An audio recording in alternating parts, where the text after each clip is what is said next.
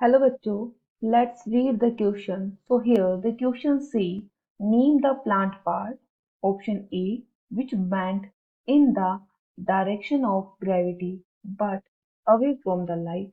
Option B, which bend towards light but away from the force of gravity. तो यहाँ हमसे दो चीजें पूछी जा रही हैं। फर्स्ट हमसे पूछा गया है कि हमें क्या बताना है, प्लांट का ऐसा पार्ट बताना है जो बैंड किसकी तरफ हो रहा है। जिस प्लांट का जो बैंड होता है वो होता है ग्रेविटी की डायरेक्शन में। तो ग्रेविटी की डायरेक्शन में बैंड होता है और उसी के साथ ही वो कहाँ रहता है, अवे रहता है।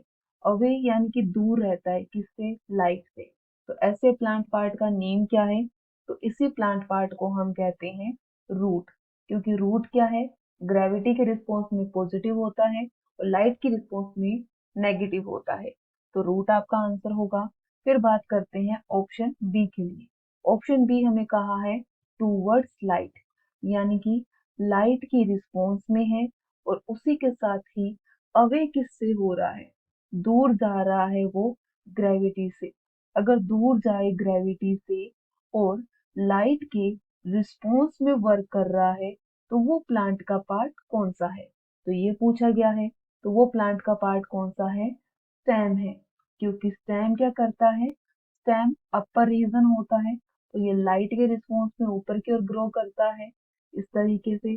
और जो रूट है वो कहाँ रहता है, डाउन साइड ग्रो करता है। तो ये लाइट से अवे पूछा जाए तो रूट, और पूछा जाए लाइट के रिस्पॉन्स में तो स्टेम। तो आपका ऑप्शन ए का राइट आंसर है रूट और ऑप्शन बी का जो राइट आंसर है वो है स्टेम।